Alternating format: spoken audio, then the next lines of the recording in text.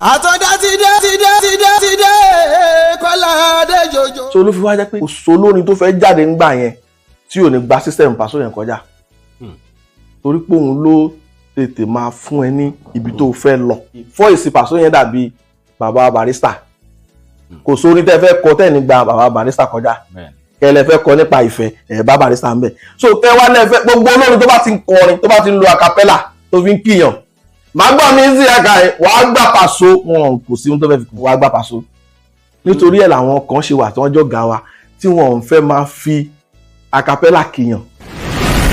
ọmọ mi ni Paso. Paso Àlàbí Pasuma. bẹ́ẹ̀ni. kí ni Paso bá yín ṣe. ìlú ni.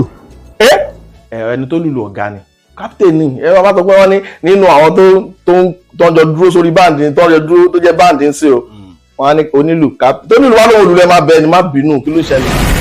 tèkúté lè bá yàyàkuyà tó bá ń dá lérú. jù sílẹ̀ lásán ní ìkẹ́pẹ́ kó wá dá lẹ́kun bọ́mọ kékeré kan jàjà ṣòwò tó rẹ́gùn bíntín ẹ̀gún bíntín yẹn kẹ̀dẹ̀rẹ́ tó wá ń jọ lójú tó fowó ra ajá kan bọ̀gìnì tó sọ lórúkọ ẹ má fi tàgbà ṣe làpèjá tó ń pàjá yẹn làwọn àgbà fi sọ̀rọ̀ wípé ẹ má dá lẹ́kun nítorí pé ìdá ni wọ́n jọ ìdá tá ń pè lọ́mọ táwọn pè lọ́mọ lóàbẹ̀ tó wá pè ra ẹ̀ lẹ́rú tá bá ti rẹ́ranko tó dá aṣọ ènìyàn bora wúwú ẹni lè máa ṣe iṣẹ́ ẹranko. ìgbà yẹn ni ìjà Alhaji Taye Currency àti dádì mi Àlàbí Pasuma ń tà mọ́ ni wọn pàtàn yẹn fáwà ń tà dé bá ni torí pé Taye Paso ni tẹ́lẹ̀ ó tó wá di Currency ṣùgbọ́n tó wà ní Taye Paso yẹn tó ló fẹ́ di Currency bàbá ò bínú wọ́n wò pé ìwọ náà wọ́n ní tọmọdé bá tó lọ́kọ́ wọ́n ti ń jẹ́ Paso kan tó lọ dára bá ń bí kejì wọ́n lọ síbẹ̀ láti gbé bàbá lárugẹ ni nígbà tí wọ́n wò wípé kò pẹ́ náà síra wọn àwọn Taye yẹn sì jẹ́ Taye Paso pẹ́ kò pẹ́ síra wọn ẹ mọ̀ bíi ké bàbá sọ mọ pé mo láìkì ọ̀gá mi so wọ́n ń ṣe nǹkan jẹ́ kí mi náà fún wọn support wọ́n fún wọn support ńgbà yẹn ẹ̀dẹ̀ wá ṣàkẹ́tì ẹ mọ̀ wípé láti ìpìnlẹ̀ yẹn náà ní gbogbo ẹ̀ ò ti settle láti ìgbà táwa náà ti dé bá Fuji yẹn láti rí pé kò settle náà adé bá wọn ní kò settle yẹn náà.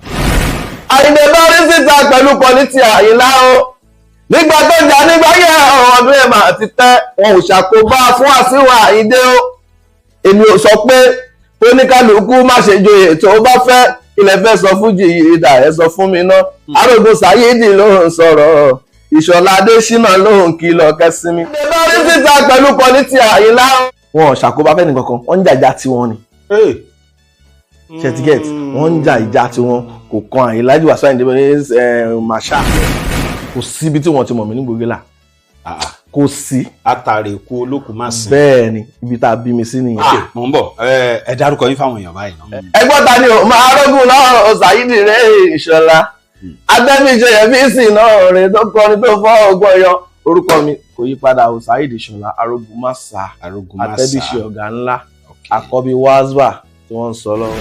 láti mi dẹ̀ ṣe gbogbo eléré àwọn dẹ̀ ni senior DJ ńgbà yẹn senior gbogbo eléré kò sọmọ náà ní Gbògélà yìí wọ́n láìka Alhaji Wasiu Àlàbí Pasuma gan.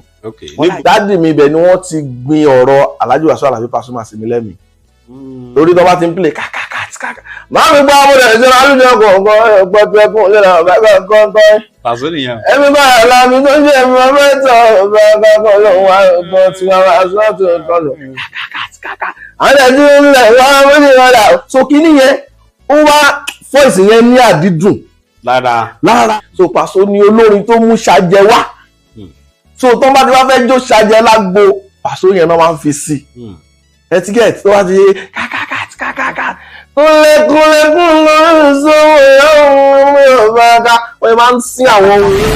mo fẹ́ ṣe first record kò ń ṣe beat master ní first record tí mo fẹ́ ṣe wọ́n ní first record tí mo fẹ́ ṣe àwọn ẹgbẹ́ onírinṣẹ́ ní Gbògélà kẹ́ bá mọ̀ pé Ọlọ́run ti wà lẹ́yìn mi ti pẹ́ àwọn náà wá kó owó tí wọ́n ń dá sínú àpótí owó wọn pé káwọn fi ṣe rẹ́kọ̀dù fún mi àwa kó owó náà fún kan nínú ẹ̀yìn sọ̀rọ̀sọ̀rọ̀ l'Abẹ́òkúta olùfowó mi ra fosfaji ẹ má yẹ ká tọ̀ra wa a lè rí Alhaji Wasiu Àlàbí Pasuma mọ́ a lè rí Alhaji Wasiu Àlàbí Pasuma mọ́ Irọ́ kí ló dé? pípẹ́ ìṣọ̀lá sáyidì yáàdìrẹ o borí pẹ́ áfíríkà náà ṣáàdìrẹ nítorí pé iṣẹ́ fújì tí mo dáwọ́lé bàbá dákùn dábọ̀ bá mi tètè rán màláìka tó ń pówó pẹ̀lú màláìka tó ń pọ́lá kó má ṣe pẹ́ jù kó wá gbà ṣe àsílẹ̀ mi ò àṣẹ ògìkì Michael Jackson lóhùn mi ò àṣẹ ògìkì Mr Fuji mò ń tọrọ ò àṣẹ. Sítáìlì orin yìí ó fẹ́ ju olórin kan láti bògì lànà Adáradénú Jamaica. ṣebí kakọrin kádẹ lùlù arinrin sí káwọn ayé máa kó jẹ káwọn èèyàn máa gbọ́n mú. ó yàtọ̀ tẹ́ bá lọ gbọ́ sẹ́lí lòun kọ sẹ́lí fújì. láwọn ẹ̀dọ́ kí orin gidi tó ń dùn tó ní gbọ́ngbọ́n nú wà láì orin là ń kọ́. ó wà lẹ́yìn Alhaji Semi Ajani Shawara yẹn ó ń gbẹ̀rin ṣe mọ̀ pé ó yìí sì tí ó bá tọ́gá ẹ̀ bá fẹ́ yá lọ́kọrin a lè pè lọ́mọṣẹ́ lágbájá mi ò rẹ́ni sọ pé lọ́kọrin èmi bẹ̀rẹ̀ rà rẹ̀. Lásìkò tẹ́ ń sọ yìí ṣé kò so onífújì kankan gbògì lànà? Onífújì wà o. mo ní kí kẹ́rẹ́ lẹ́yìn abẹ́rẹ́ ìsìnkú Kélédùmarè ọba tó wá fẹ́rin jẹ́ ńlá. Gàbá ọmọ mi ni. ìgbà kẹsẹ̀ tí olókùn mo ti bẹ̀rẹ̀ orin o. kẹsẹ̀tì tó máa ń já tó máa fi sẹ́lẹ̀ tẹ́lẹ̀. ṣe àwọn ọmọ sí tó tún ẹ̀mọ̀kọ́ àwọn kan bẹ̀rẹ̀ ń gba CD.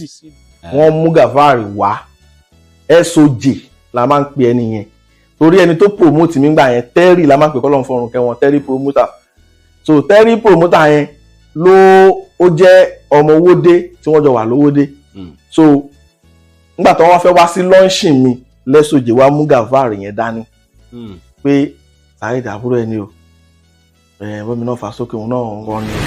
Báwo lẹ ṣe wá pàdé Oganla? níjọ́ tá a máa ríra ó dàbí fíìmù ni kò sọjọ́ tí ọmọ àbẹ̀rẹ̀ question yẹn lọ́wọ́ mi tínú mi ò ní dùn nǹkan tó máa ń dùn mí ni wípé. lọ́mọdé lágbà ẹ wá nǹkan fìdílé ẹ jẹ́ ká jọgbọ́.